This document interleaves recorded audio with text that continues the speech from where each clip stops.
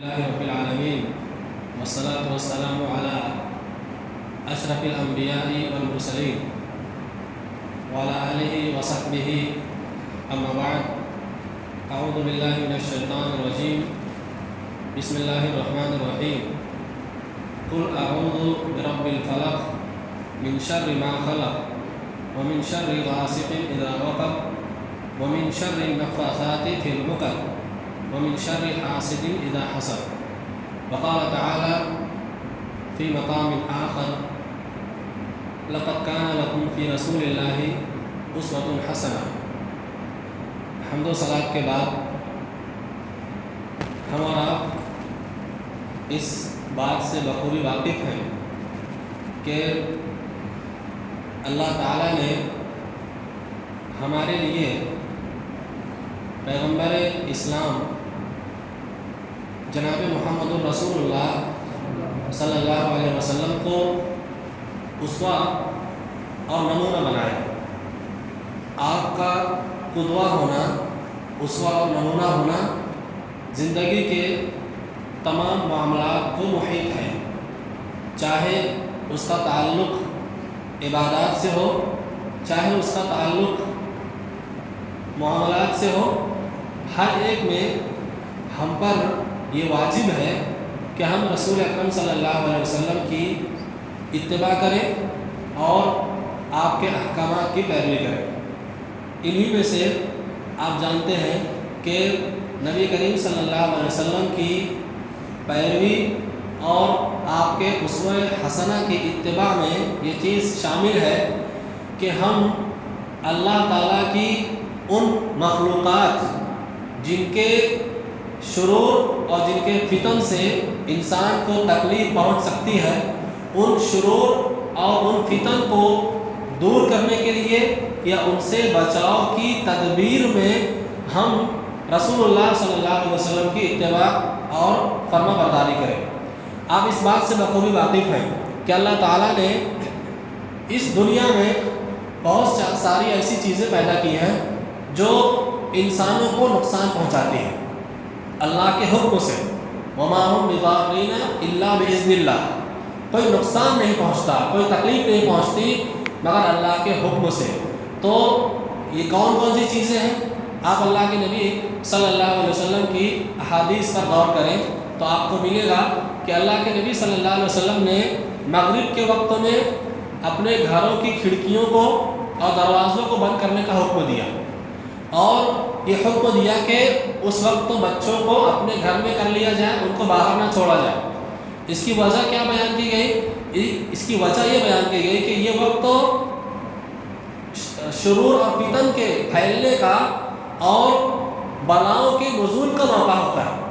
تو بلاؤں کے نزول کے موقع پر اللہ کے نبی صلی اللہ علیہ وسلم نے ہمیں یہ تعلیم دی کہ ہم اپنے بچوں کو مغرب کی اذان کے موقع پر اندر کر لیں اور اپنے گھر کے کھڑکی اور دروازوں کو بند کر لیں۔ یہ تعلیم آپ دیکھیے ہمارے معاشرے میں پہلے بزرگوں میں موجود تھی، پرانے لوگ اس کا اہتمام کیا کرتے تھے، لیکن ابھی ہم دیکھتے ہیں کہ اس طرح کی سنتوں کو ہم اپنے درمیان مفقود پاتے ہیں کہ یہ سنتیں ایسی ہیں جس پر ہم لوگ عمل نہیں کرتے۔ تو اللہ کے رسول صلی اللہ علیہ وسلم کی یہ تعلیم دیکھیے کہ آپ نے بچوں کو اندر کرنے کا حکم دیا، ایسے ہی آپ نے دوسری حدیث میں حکم دیا کہ جب تم سونے لگو تو چراغ کو بجھا دیا کرو، اور ہر وہ چیز، ہر وہ برتن جو کھلا ہوا ہو اس کو ڈھانپ دو، اور کوئی خالی برتن ہو تو اس کو یا تو ڈھانپ دو یا اس کو اوندھا کر دو، اس کو الٹا کر دو، اور دروازوں کو بند کر دو، بسم اللہ پڑھ کے بند کرو۔ ایسا کیوں کہا گیا؟ اس لیے کہ اللہ کے رسول نے فرمایا کہ شیطان کسی بند چیز کو کھول نہیں سکتا، اس میں اپنا شر نہیں ڈال سکتا اس کے اندر۔ یہ تعلیم ہے۔ تو رسول اللہ صلی اللہ علیہ وسلم کی اتباع زندگی کے ہر شعبے میں کی جائے، اور وہ ایک عظیم شعبہ، ایک بڑا شعبہ ہے کہ بندہ مومن اپنے پہنچنے والے نقصانات اور شرور کے دور کرنے میں رسول اللہ صلی اللہ علیہ وسلم کی کامل اتباع کرے۔ اللہ کے نبی صلی اللہ علیہ وسلم نے ہر چیز جو بندوں کے فائدے کی تھی اس کو بتا دیا، ہر چیز جس میں امت کے لوگوں کا نقصان تھا اس کی وضاحت فرمائی، ہر چیز جو ہمیں جہنم سے قریب کر سکتی تھی اس کی وضاحت فرمائی، ہر چیز جو ہم کو جہنم سے دور کر سکتی تھی اس کی وضاحت فرمائی، ہر چیز جس کے ذریعے سے امت کے لوگ جنت میں داخل ہو سکتے تھے اس کی وضاحت فرمائی، ہر چیز جو بندوں کو جنت سے دور کرنے والی تھی، محروم کرنے والی تھی، اس کی وضاحت فرمائی، ہر وہ عمل جس کے ذریعے سے بندہ اللہ کی رضامندی کو حاصل کر سکتا تھا اس کی بھی وضاحت فرمائی، ہر وہ چیز، ہر وہ امر جس کے ذریعے سے بندہ مومن اللہ کی رحمت سے دور ہوتا ہے اس کی تفصیل کے ساتھ وضاحت فرمائی۔ لہٰذا جو لوگ اللہ کے نبی صلی اللہ علیہ وسلم کی اتباع میں پیچھے رہ جاتے ہیں، سنتوں پر عمل کرنے میں پیچھے رہ جاتے ہیں، ان کو اللہ کے نبی صلی اللہ علیہ وسلم کی اتباع سے جو خیر ملنی چاہیے، جو برکت ملنی چاہیے اور ان کی زندگی میں اس خیر اور برکت کے جو اثرات نظر آنے چاہیے وہ ان کو نظر نہیں آتے۔ کیا نکلتا ہے نتیجہ کہ ہمارے معاشرے میں شرور اور فتن کو دور کرنے کے لیے بہت سارے ٹولے ٹوٹکے اور بہت سارے ایسے لوگوں کی بتائی ہوئی دعائیں، اذکار ہیں جو اس امت کے عام فرد ہیں یا اس امت کے علماء ہیں۔ ہمارے لیے لازم ہے کہ ہم جنات ہوں، شیاطین ہوں یا نظر بد ہو یا جادو ہو یا اس طرح کی دیگر بیماریاں ہوں جو جسمانی بیماریاں ہوتی ہیں، اس کو دور کرنے کے لیے وہ طریقہ اختیار کریں اور ان دعاؤں کو اپنائیں جو رسول اکرم صلی اللہ علیہ وسلم نے اپنی امت کے لوگوں کو بیان کیے۔ اگر آپ مطالعہ کریں اور تحقیق کریں تو اللہ کے نبی صلی اللہ علیہ وسلم سے تقریباً 650 دعائیں منقول ہیں۔ آپ بتائیے کہ اتنی بڑی، اتنی زیادہ تعداد میں ان دعاؤں کا ہونا کیا معنی رکھتا ہے؟ اس سے یہ معلوم ہوتا ہے کہ جب اللہ کے نبی صلی اللہ علیہ وسلم نے ہمیں ہر چیز بتا دی ہے تو اب ہمیں دائیں بائیں جھانکنے کی ضرورت نہیں ہے۔ فلاں شیخ کا وظیفہ، فلاں بزرگ کی کوئی کہاوت پر مشتمل کوئی درود، جیسے ہمارے مسجدوں میں لکھا ہوتا ہے درود لقی، درود تنجینا، درود فلاں، اور ایسا درود، کوئی ایسی دعا جو اللہ کے رسول صلی اللہ علیہ وسلم سے ثابت نہیں ہے، اگر آپ اسے پڑھتے ہیں تو فائدہ تو چھوڑ دیجئے، فائدہ تو ملے گا ہی نہیں، الٹا آپ کو نقصان اس کا بھگتنا پڑے گا۔ اس کا نقصان کیا ہے؟ اس کا نقصان یہ ہے کہ جب آدمی بدعت کرتا ہے تو بدعت کرنے کی وجہ سے وہ اللہ کی رحمت سے محروم ہوتا ہے، اللہ کی رحمت سے دور ہوتا ہے۔ اس کو جو شفا ملنی چاہیے، جو خیر و برکت ملنی چاہیے، اس خیر و برکت کو وہ سنت پر عمل نہیں کرنے کی وجہ سے حاصل نہیں کر پاتا، الٹا وہ اپنے لیے عذاب کو مول لیتا ہے۔ تو لقد کان لکم فی رسول اللہ اسوۃ حسنہ، تمہارے لیے اللہ کے رسول صلی اللہ علیہ وسلم کی زندگی میں بہترین اسوہ اور بہترین قدوہ، بہترین نمونہ موجود ہے۔ تو آپ نے ان تمام چیزوں کی تعلیم فرمائی کہ ہم بیماریوں کو دور کرنے میں اور جادو کے اثرات کو دور کرنے میں اور دیگر شرور اور بلاؤں کو دور کرنے میں کیا طریقہ اختیار کریں۔ اس سلسلے میں اللہ تبارک و تعالیٰ نے قرآن مجید کے اندر مکمل 2 سورتیں نازل فرمائیں، قل اعوذ برب الفلق اور قل اعوذ برب الناس۔ آپ ان دونوں صورتوں کو پڑھیں گے تو آپ کو یہ معلوم ہوگا کہ قرآن کی یہ 2 ایسی صورتیں ہیں جو تمام قرآن کی صورتوں کے مقابلے میں یہ 2 صورتیں پوری کے پوری مکمل پناہ پر مشتمل ہیں۔ پہلی جو صورت ہے سورہ فلق ہے اور دوسری سورہ ناس، یہ قرآن کی ایک دم آخری صورتیں ہیں، یہ دونوں صورتوں کا نزول ایک ساتھ ہی ہوا۔ پہلی صورت میں اللہ تبارک و تعالیٰ نے ان شرور اور ان فتنوں سے، ان مصیبتوں سے پناہ کی دعائیں سکھلائی ہیں جو انسانوں کو انسانوں سے پہنچتی ہے، انسانوں کو انسانوں سے پہنچتی ہے اور انسانوں کو دیگر حیوانات اور جن اور شیاطین سے پہنچتی ہے۔ تو دنیاوی اعتبار سے بندے کو جو نقصان پہنچتا ہے مخلوقات سے، ان کے پناہ کے طور پہ سورہ فلق سکھائی گئی، اور ایک بڑا شر، ایک بڑا فتنہ اور ایک بڑی مصیبت جو شیطان کے نقصان اور اس کے وسوسے سے نقصان پر مشتمل ہوتی ہے، اس کی شکل میں وہ سورہ ناس ہے۔ تو اللہ تعالیٰ کی صفات اور اس کے ناموں کے ذریعے سے ذکر کر کے اللہ تعالیٰ نے سورہ ناس کے اندر شیطان کے وسوسے اور اس کے شر سے پناہ کی دعا سکھلائی، گویا کہ بندہ مومن کے دین کو اور اس کی دنیا کو، بندے کے دین کو، اس کے دنیا کو نقصان پہنچانے والی جتنی بھی چیزیں، ان تمام شرور، ان تمام بلاؤں سے پناہ کے طور پر ان 2 دعاؤں کو سکھلایا گیا، اور جا بجا شریعت اسلامیہ نے یہ بتایا کہ یہ دونوں صورتیں ان تمام شرور اور بلاؤں سے بچاؤ کے لیے کافی ہیں۔ ابھی آپ سے پوچھا جائے کہ کوئی وظیفہ بتاؤ، کسی شیخ نے بتایا ہو، کسی اور نے بتایا ہو، اور اس وظیفے کے بارے میں کوئی شخص یہ دعویٰ کرے کہ اس کے پڑھنے کی وجہ سے بندہ تمام شرور سے محفوظ رہے گا، آپ کتنا یقین کریں گے اس کے اوپر؟ لیکن اللہ تعالیٰ نے ان دو صورتوں کو اپنے قرآن میں نازل کیا جو اللہ تعالیٰ کا کلام پہلے سے ہے، پھر نبی صلی اللہ علیہ وسلم کے ذریعے سے جا بجا یہ تعلیم فرمائے کہ یہ دونوں صورتیں ایسی ہیں جو پناہ کے طور پر ہیں، اور اس سے پہلے ان دونوں صورتوں کے طرح کوئی صورت نہیں دیکھی گئی جو پناہ پر مشتمل ہو، ایسی آیتیں نہیں دیکھی گئی۔ تو ہمیں کتنا یقین ہونا چاہیے، اس پر کتنا اعتماد ہونا چاہیے۔ اگر آپ یقین اور اعتماد کے ساتھ ان دعاؤں کا اہتمام اس طریقے سے کریں جس طریقے سے اللہ کے رسول صلی اللہ علیہ وسلم نے بتایا ہے، تو دنیا کا کوئی شر، کوئی فتنہ، کوئی حاسد کی حسد کرنے والے کی کوئی نگاہ، یا حسد کرنے والے کا کوئی عمل، کوئی جادو ٹونا ٹوٹکا، یہ ساری چیزیں آپ کو نقصان نہیں پہنچائے گی اگر آپ نے یقین کے ساتھ اس کے معنی کو سمجھنے کے لیے ان دونوں صورتوں کو اس طرح پڑھ لیا جس طرح سے اللہ کے نبی نے بتایا۔ اس کی بڑی فضیلت اللہ کے رسول نے بیان فرمائی، مختصراً میں اس کی طرف سے کچھ باتیں عرض کروں۔ حضرت عقبہ ابن عامر رضی اللہ عنہ بیان کرتے ہیں کہ ان رسول اللہ صلی اللہ علیہ وسلم قال، اللہ کے رسول صلی اللہ علیہ وسلم نے ارشاد فرمایا کہ الم ترى آیات انزلت هذه الليلة لم يرى مثلهن قط، کہ عقبہ ابن عامر کیا تمہیں پتہ ہے کہ اللہ تعالیٰ نے آج کی رات دو ایسی صورتیں، دو عظیم ایسی صورتیں نازل فرمائی ہیں کہ اس سے پہلے پناہ کے لیے ایسی صورت نہیں دیکھی گئی۔ قل اعوذ برب الفلق، قل اعوذ برب الناس، اور وہ قل اعوذ برب الفلق اور قل اعوذ برب الناس ہے۔ اللہ کے رسول کیا بیان فرما رہے ہیں کہ دو ایسی صورتیں اللہ نے نازل فرمائی ہیں کہ پناہ کے طور پر اس سے پہلے ایسی عظیم صورتیں، ایسی عظیم آیتیں کبھی دیکھی ہی نہیں گئی۔ اور حضرت ابو سعید خدری رضی اللہ عنہ سے ایک روایت میں ہے، وہ بیان کرتے ہیں کہ کان رسول اللہ صلی اللہ علیہ وسلم یتعوذ من الجنان او عین الانسان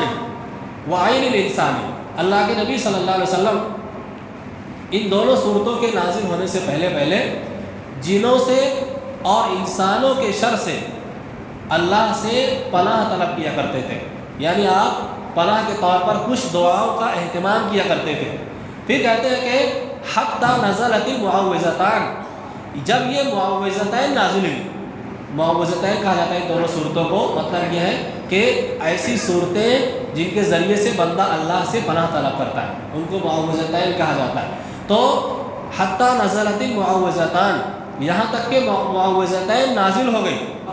فلما نزلتا، جب دونوں صورتیں نازل ہو گئی تو اللہ کے رسول نے ان دونوں صورتوں کے ذریعے سے اللہ کی پناہ طلب کرنا شروع کر دیا، اور اس کے سوا جتنی بھی دعائیں آپ پڑھتے تھے پناہ کے لیے، جنوں اور انسانوں کے شر سے پناہ کی جتنی دعائیں آپ پڑھتے تھے ان تمام دعاؤں کو آپ نے ترک کر دیا، تمام دعاؤں کو آپ نے چھوڑ دیا۔ یہ اس بات کی طرف دلیل ہے کہ پناہ طلب کرنے کے لیے یہ دونوں صورتیں اتنی عظیم الشان ہیں کہ نبی نے اس سے پہلے کی تمام دعاؤں کو ترک کر کے اسی کو معمول بنایا۔ آپ اسی کو پڑھتے رہے، اسی کی آپ نے صحابہ کرام کو تعلیم فرمائی، اور اسی کے سلسلے میں آپ نے وضاحتیں فرمائی۔ ایک دوسری حدیث کا آخری ٹکڑا ہے، آپ نے ارشاد فرمایا کہ ان دو صورتوں سے زیادہ اچھا سوال کسی نے نہیں کیا، اور ان دو صورتوں سے زیادہ اچھی پناہ کسی نے طلب نہیں کی۔ کیا معلوم ہوا اس سے کہ یہ دونوں صورتیں سوال کرنے کے اعتبار سے، یعنی دعا کرنے کے اعتبار سے، اور اللہ تعالیٰ کی پناہ طلب کرنے کے اعتبار سے اتنی زیادہ عظیم ہے کہ اس سے پہلے کسی ولی نے یا کسی اللہ کے برگزیدہ بندے نے ایسی پناہ طلب نہیں کی جیسی پناہ کے لیے اللہ کے نبی صلی اللہ علیہ وسلم پر قرآن کی دو صورتیں نازل کی۔ حضرت عقبہ ابن عامر رضی اللہ عنہ سے روایت ہے، وہ بیان کرتے ہیں کہ میں رسول اللہ صلی اللہ علیہ وسلم کے ساتھ کسی وادی میں سوار تھا، تو اللہ کے رسول صلی اللہ علیہ وسلم سواری سے نیچے اتر گئے اور آپ چلتے رہے۔ آپ نے کہا عقبہ سواری میں سوار ہو جاؤ، تو مجھے شرم محسوس ہوئی کہ اللہ کے رسول سواری کے نیچے پیدل چلیں، ہاں، اور میں سواری میں سوار ہو جاؤں، ایسا کیسے ہو سکتا ہے؟ لیکن اللہ کے رسول نے کہا عقبہ سواری پہ سوار ہو جاؤ۔ تب میں سوچا کہ اللہ کے نبی کہہ رہے ہیں تو کہیں ایسا نہ ہو کہ نافرمانی ہو جائے، لہٰذا میں اس سواری پر سوار ہو گیا، سواری پر میں سوار ہو گیا۔ پھر سوار ہونے کے بعد میں اتر گیا، تب اللہ کے نبی صلی اللہ علیہ وسلم سوار ہو گئے، اور اللہ کے رسول صلی اللہ علیہ وسلم نے حضرت عقبہ سے کہا کہ کیا میں تم کو 2 صورتیں نہ سکھاؤں، 2 صورتیں نہ سکھاؤں جو لوگ پڑھتے ہیں یا جو لوگوں نے نہیں پڑھی، کیا میں تم کو وہ صورت نہ سکھاؤں؟ پھر آپ صلی اللہ علیہ وسلم نے فرمایا قل اعوذ برب الفلق اور قل اعوذ برب الناس پڑھائی مجھے۔ پھر بیان کرتے ہیں کہ نماز کا وقت ہو گیا، نماز کا جب وقت ہو گیا تو نماز میں اللہ کے رسول صلی اللہ علیہ وسلم نے ان دونوں صورتوں کی تلاوت فرمائی،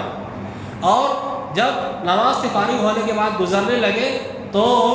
میرے پاس سے گزرے تو کہا عقبہ تمہارا ان دونوں صورتوں کے بارے میں کیا خیال ہے؟ کیا خیال ہے تمہارا ان دونوں صورتوں کے بارے میں؟ اور کہا کہ دیکھو جب بھی تم سونے لگا کرو تو ان صورتوں کو پڑھ لیا کرو، جب بھی سو کر اٹھا کرو تو ان صورتوں کو پڑھ لیا کرو۔ کیا پتہ چلا؟ صورتوں کے پڑھنے کا مقام بھی پتہ چلا کہ اس کو سونے کے وقت تو پڑھنا ہے، ابھی کس طرح پڑھنا وہ آگے بات آئے گی، اور جب بندہ سو کر اٹھے تب بھی ان صورتوں کا اہتمام بندے کو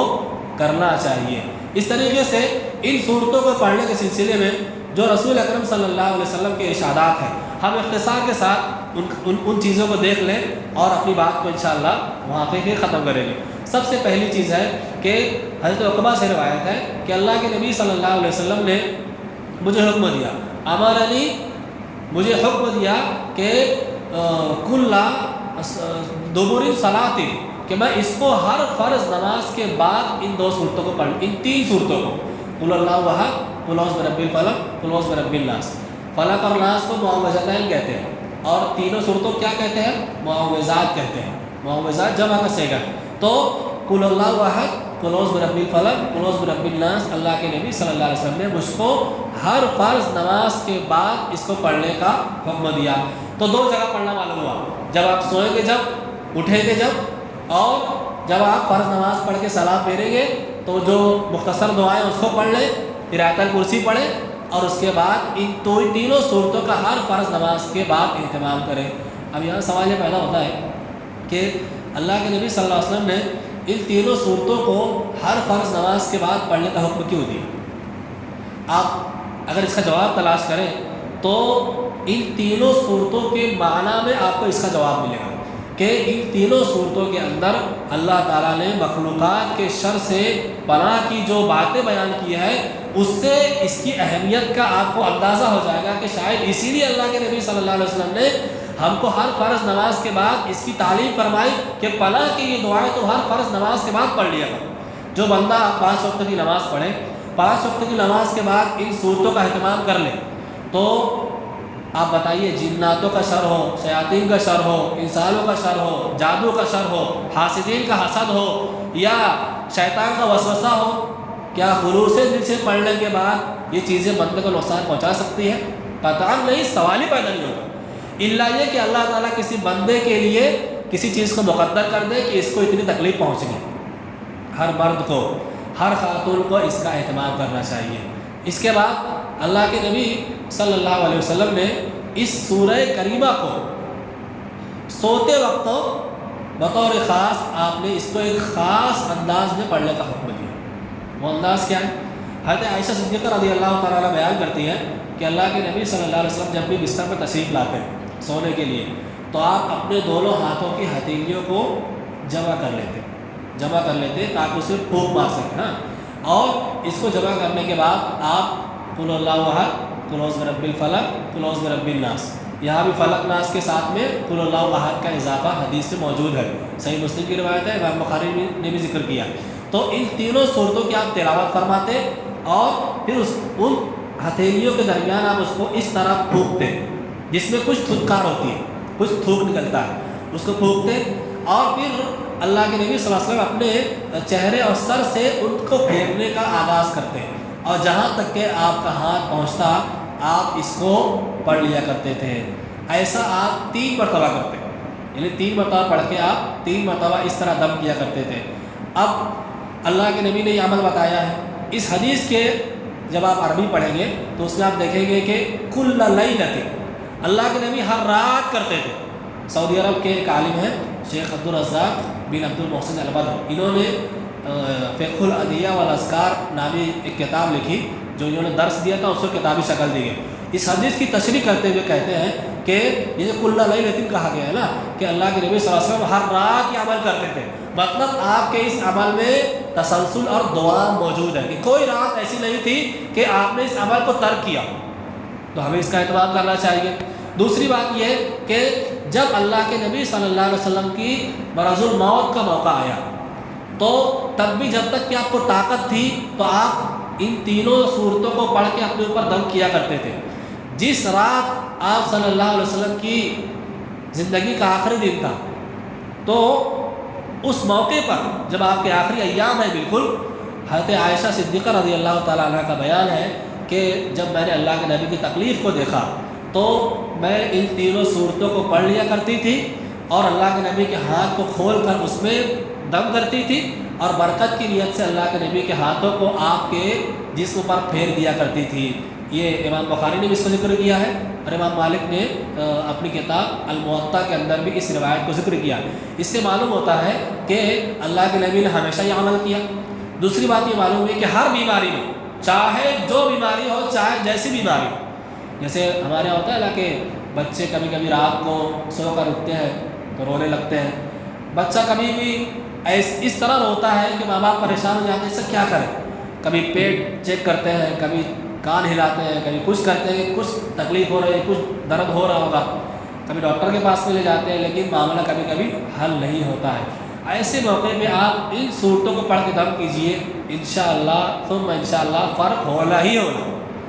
یہ میرا ذاتی تجربہ بھی ہے.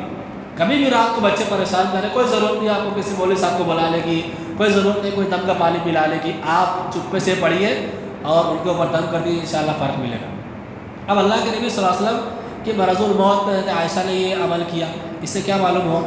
اس سے یہ معلوم ہوتا ہے کہ آدمی اگر مرض الموت میں ہے تو ہم اگر اس کے پاس میں جائیں اس کو دیکھنے کے لیے اور وہ تکلیف کے عالم میں ہے تو ہم ان تینوں صورتوں کو پڑھ کے اس کے اوپر دم کر دیں تو امید اللہ کی ذات سے کہ اس کی جانکاری کی تکلیف میں اس کے لیے آسانی پیدا ہو جائے گی. کیونکہ اللہ کے نبی نے ہر مرض میں پڑھا، آپ نے اپنی وفات سے پہلے بھی پڑھا اور آپ کی وفات والی صبح حضرت عائشہ نے پڑھ کے آپ کو پھونکا ہے، تو کیوں نہ پڑھا جائے ان دعاؤں کو، ان دعاؤں کا اہتمام کیوں نہ کیا جائے. اور جو صحیح مسلم کی حدیث بیان کی گئی کہ اللہ کے رسول بستر پر جانے کے بعد اس کے پڑھنے کا اہتمام کرتے تھے. تو آپ غور کیجئے کہ جب آدمی بستر پر جاتا ہے تو سو جاتا ہے، اب حالت نیند میں ہے، کوئی چیز اس کو نقصان پہنچا دے، کوئی بچھو، سانپ یا کوئی کیڑا مکوڑا، تو ہم اس کو دور کر سکتے ہیں اپنے سے کہ وہ ہمیں نقصان پہنچانے کے لیے آ رہا ہے، ہمیں تو ہوش ہی نہیں ہے، ہم تو نیند کی حالت میں ہیں. اچھا کوئی شیطان یا اس طرح سے کوئی جن جو سرکش ہو، ہم کسی جگہ سوئے ہوئے ہوں اور دعائیں پڑھنا بھول گئے، اگر وہ نقصان پہنچا دے تو ظاہر سی بات ہے یہ معاملہ تکلیف والا ہو سکتا ہے. تو ہمیں حکم دیا گیا کہ بستر پر جانا جب جاؤ تو ان دعاؤں کو پڑھ لو تو انشاءاللہ اللہ تبارک و تعالیٰ تمہیں ان تمام چیزوں کے شرور اور فتن سے محفوظ فرما دے گا. ایسے ہی اللہ کے نبی صلی اللہ علیہ وسلم کے ایک صحابی ہے حضرت عبداللہ بن خبیب رضی اللہ عنہ، سنن ابو داؤد کے اندر امام ابو داؤد نے ذکر کیا ہے کہ ایک مرتبہ اپنے گھر سے میں نکلا اور کئی صحابہ ساتھ میں تھے، اللہ کے رسول صلی اللہ علیہ وسلم کے پاس گئے اور بارش ہو رہی تھی تو اللہ کے رسول صلی اللہ علیہ وسلم سے ملاقات ہو گئی. تو اللہ کے رسول نے فرمایا کہو کیا کہتے ہو؟ کہتے میں خاموش رہا. پھر اللہ کے رسول نے کہا کہو کیا کہتے ہو؟ تب میں خاموش رہا. تب اللہ کے رسول نے فرمایا کہ تم صبح و شام تین مرتبہ، صبح و شام تین مرتبہ ان صورتوں کو پڑھ لیا کرو، سورہ اخلاص، سورہ فلق اور سورہ ناس. جب تین مرتبہ پڑھ لو گے تو ہر شر اور ہر مشکل سے بچاؤ کے لیے یہ صورتیں کافی ہو جائیں گی. تو معلوم یہ ہوا کہ ہمیں صبح شام بھی پڑھنا ہے. کب پڑھنا ہے صبح شام؟ فجر کی نماز سے لے کر سورج نکلنے تک، عصر کی نماز سے لے کر مغرب کی نماز تک. کیوں؟ اس واسطے کہ صبح و شام کے اذکار کے پڑھنے کا اللہ تعالیٰ نے قرآن میں ان اوقات میں حکم دیا ہے. اگر کوئی بیماری لاحق ہو یا نیند کے غلبے کی وجہ سے آدمی سو جائے تو صبح جب اٹھے گا تو سورج نکلنے کے بعد بھی پڑھ سکتا ہے، اس میں کوئی حرج کی بات نہیں ہے، اس میں توسع ہے، کشادگی ہے۔ ایسے ہی اگر وہ عصر سے مغرب میں پڑھنا بھول جائے تو مغرب کی نماز کے بعد 3 مرتبہ ان صورتوں کا اہتمام کر لے۔ ایسے ہی نظر بد ہو، حاسد کا حسد ہو، یا اور کوئی